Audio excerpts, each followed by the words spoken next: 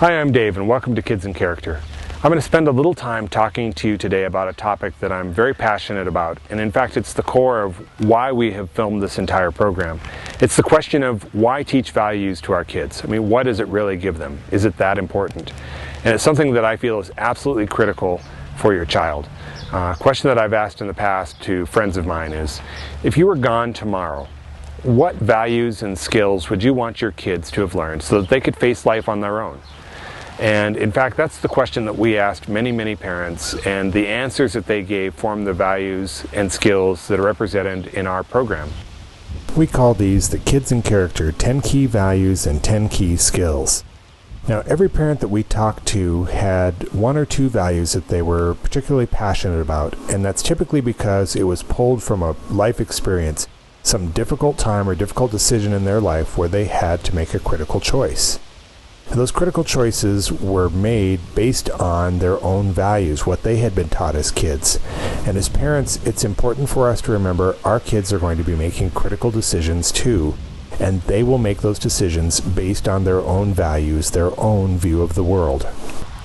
For their entire lives, your kids are going to be making decisions. They're going to be forced with decisions to, what school to choose. They're going to be forced on peer pressure decisions. Should I try alcohol? Should I not? Should I try drugs? Should I not?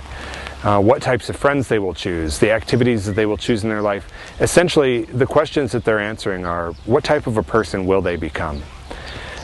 Given that they're going to make all of these tough decisions, and because as parents and teachers you've made these decisions yourself throughout your life, the question is, how will they make those decisions? What are the basis of the values that they will make those decisions from? Our kids' view of the world matters.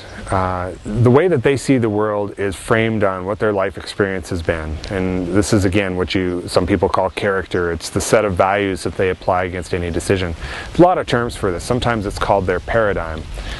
A good way to look at this, a good example is, have you ever noticed somebody who has all of the resources in the world? They have all of the opportunity. Maybe they come from a wealthy family and they've been given every opportunity and every chance, and yet their lives are not so good. You can probably think of 2 or 3 Hollywood movie stars who fit this description, right? Life handed to them on a silver platter, yet they managed to get involved in drugs. They managed to self-destruct. They managed to make terribly bad decisions their entire lives. So why does that happen?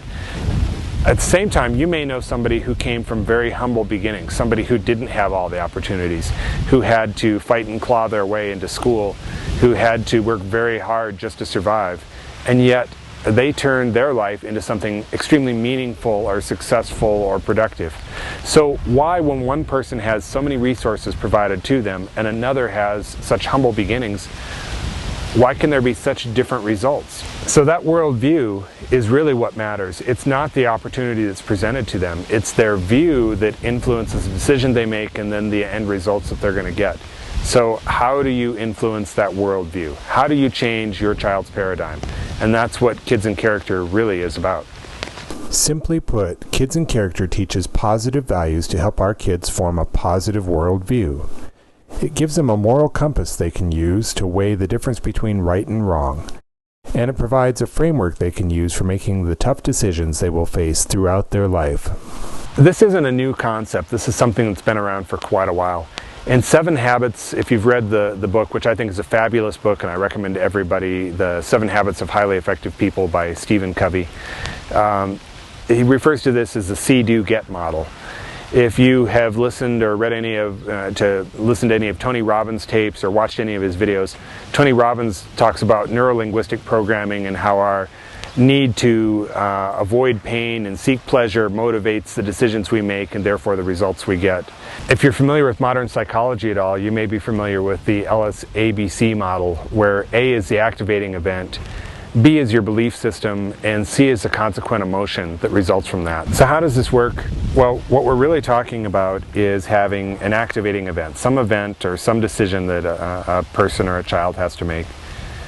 And onto that we map their belief system. Now if they have a positive belief system based on core values and based on good solid principles, then they'll have a constructive result. If they have a negative belief system, if they have something that's self-destructive in their beliefs, then they're going to lead to a destructive result. So you may be wondering, what are your kids' beliefs currently? What is their view of the world? Well, it comes from a number of sources. It comes from parents and teachers. It's both the behavior that you model, and it's also the expectations that you have clearly set and the rules that you have taught them. You notice I say that it's the expectations that you've clearly set. Remember that just because you feel something or know something, unless you've clearly communicated it, it's not a part of your kid's belief system. It comes from established values, such as things that kids have learned in religious services, in school instruction, or perhaps even just social conventions, things such as it's impolite to swear in public.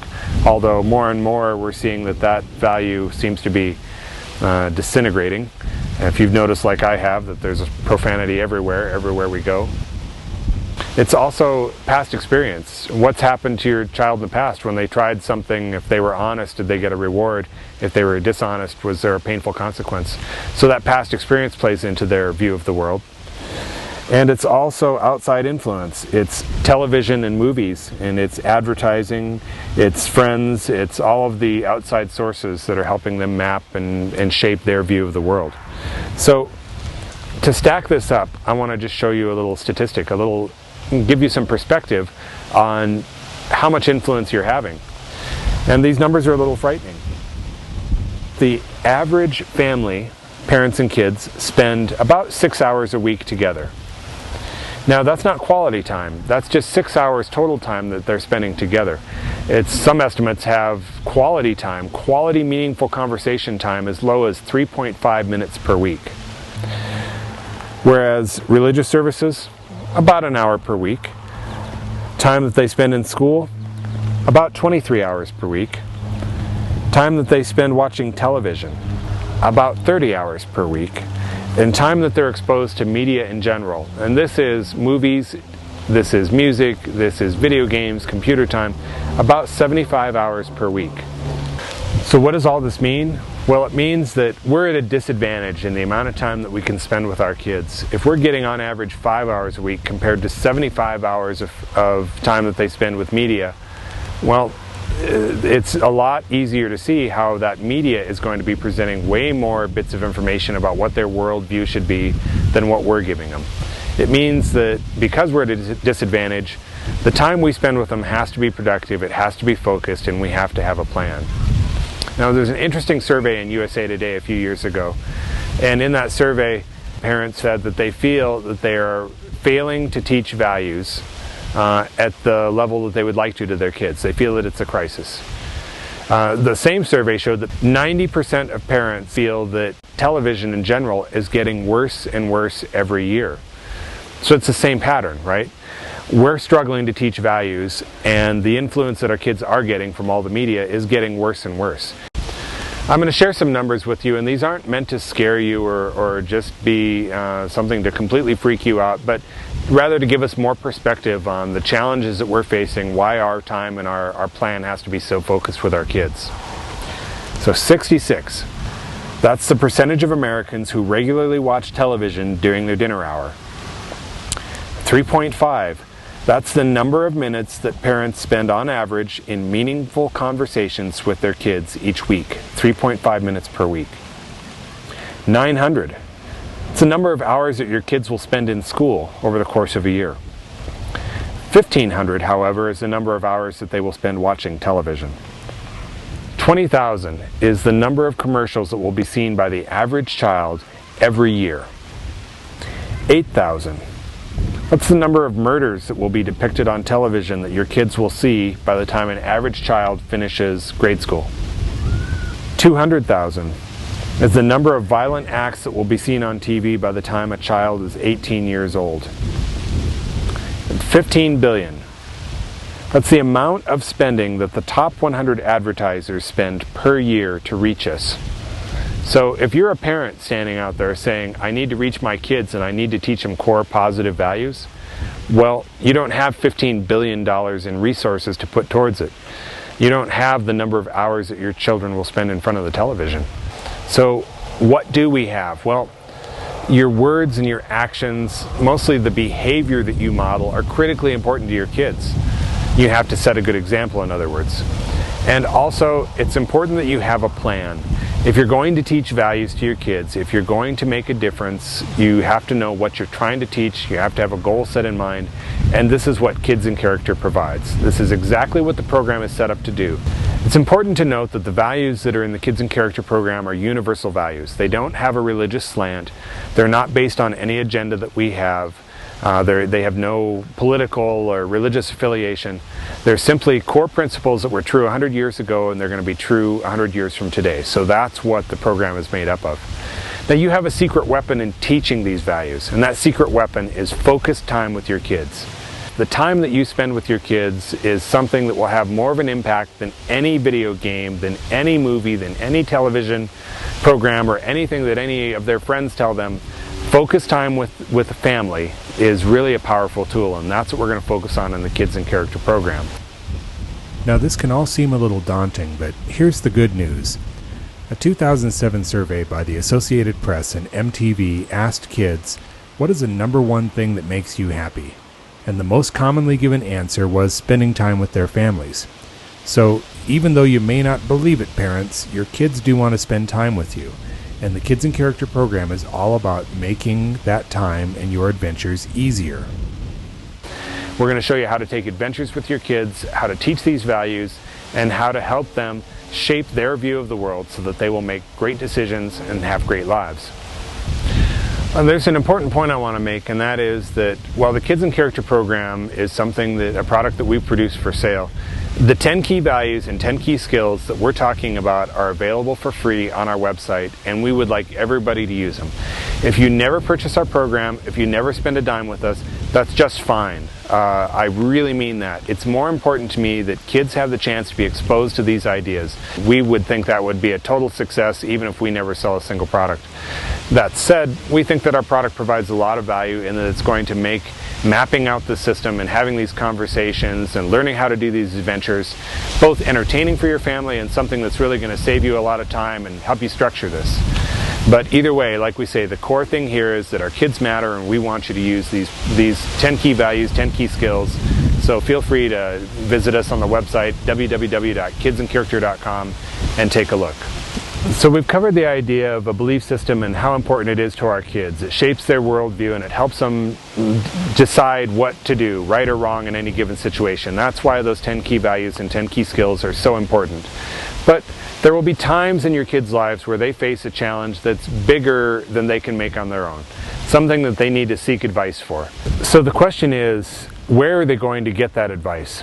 Well, if your relationship with your kids is strong, they're likely to seek it from you. If they're not, they're likely to seek that advice from somebody with values very different from their own. In fact, if your relationship is adversarial, as parents we know they're likely to seek advice from somebody whose views are completely different than our own. But if they have a strong relationship, they're going to come to you for advice. So back to our model. We have some event, an activating event or a decision that our kids have to make. Well, this time they're going to go to the seek advice column here because it's a decision that's bigger than they can make with the values and worldview that they have. So they seek advice. Obviously, if they get good advice, they're going to have a constructive result, something positive for their lives. If they get bad advice, well, we all know what that looks like. There can be some very destructive decisions made, some terrible things that happen based on those decisions. So it's easy to see why our relationship with our kids is so critical and just so vitally important. If we have that strong relationship, they're going to come to us and they're going to get that good, positive advice that's going to lead them in the direction that we want them to go, to have these meaningful, productive, and happy lives. So how do you get a strong relationship with your kids? Well, the good news is it's not rocket science. It's as simple as spending time together. If you spend time with your kids, you're going to have a strong relationship. If you have 3.5 minutes of meaningful conversation per week, as we know the average family does, you're probably not going to have such a strong relationship. So we like to think that there are 5 points to having a strong relationship, and it's something that we call SHARE. In SHARE, S stands for spending focused time together. Focused time is not passing by each other in the morning as you get your breakfast ready. It's time that you spend actually doing something together, time focused on just building your relationship. H is having meaningful conversations and having great questions. And when you sit down at dinner with your kids, tell them about what you did today, and you can almost always find a way to make that into an ethical question or an ethical dilemma. For example, I saw a woman standing on outside of the grocery store today, and she was having trouble pushing her cart. And as I approached the store, I noticed people kept walking by her and nobody stopped and offered to help. And just as I got there, a man stopped and offered to help her, and he pushed the cart for her over the curb, and she was very grateful. So kids, why do you think all those people didn't stop? So you can take experiences from your day and turn them into a great question. This can become a great dinner time conversation. So having meaningful questions, meaningful things to ask your kids, we think that's very important. And again, the videos that we present are going to provide some of those questions. A stands for attitude. And the question is, do you want to be there? Do you want to spend time with your kids? If this isn't something that's important to you, they're going to feel that and they're going to know that. So you have to have the right attitude going into this. And the attitude for me, personally, is that my kids are the most important thing in the world to me. I want them to have a close relationship with me because that time is more valuable than anything I've ever done in my life. So having the attitude of wanting to be there is critically important as well. R stands for remembering our purpose. Something that we like to say at Kids in Character is right versus effective. Are we trying to be right all the time, or are we trying to be effective? There may be times where we have a problem with our kids where we need to have a tough conversation where they've done something wrong and you need to have tough love. But there may be other times where we're just laying down a rule to lay down a rule, and that's not the important thing here. The important thing is that the kids learn a lesson from it. So sometimes I have to step back and say, am I trying to be right or am I trying to be effective? And the effective thing to do might be to overlook minor problems and focus on the child's character and the child as a whole. And the E stands for experience. The time that you spend together, the things that you do together, form a common ground and they form common experience. That common experience will stick with your kids the rest of their lives. It's what they will look back on, it's what they'll remember, and it's what they'll make decisions based on in the future. So we spent a lot of time talking about the importance of your kids' worldview, and we've talked about the importance of your relationship, and those two components are going to influence the decisions that they make for the rest of their lives. So how can the Kids in Character program help you with that? Well, it's pretty simple. We think that you can watch a video together, and we hope this is something you will watch with your kids. And the video is going to provide a context for having a great conversation. Even if you haven't done one of the adventures yet, when you sit down at dinner, you can ask questions from the video. What did you think when the kids held the spider? What did you think when the kids went hot air ballooning? Would that scare you? Would you persevere to go through that experience? So there's great conversations that can come out of just watching the video. So first watch the video and then have those meaningful conversations together. Second, as a parent, it's important that you model the behavior. If you're trying to teach the value of courage, it's important for you to tell your kids sometimes there's things that you're nervous about. They may think that you never get scared. And if you explain to them that giving a big presentation at work is kind of getting on your nerves because you're nervous about it, then they understand that there are times in life that even as adults we have to do things that we're a little nervous about. That's a great way to teach the concept of courage. Next, it's important to use the language. We give some suggested language for how to talk to the kids in our program. Learn the language that we're talking about in the videos, and then tell yourself the next time the situation happens, this is what I'm going to say. I practice for situations all the time, and then every time I get a little better at them. And next, and perhaps the most fun and the most important part of the whole series, is go on an adventure together. If you spend time with your kids, miraculous things are going to happen. Look at some of the adventures we present in the video, and it may be something that you want to try together. If so, we provide a lot of information on how to get started and how to take on an adventure like this yourself. But it doesn't have to be the adventures we present. You can find any adventure. A hike to the park, the local park, can be an adventure. It can be something as simple as cooking dinner together. Spend time with your kids. That's the critical component. So watch the videos and have those conversations. Model the behavior. Use the language. Go on adventures together.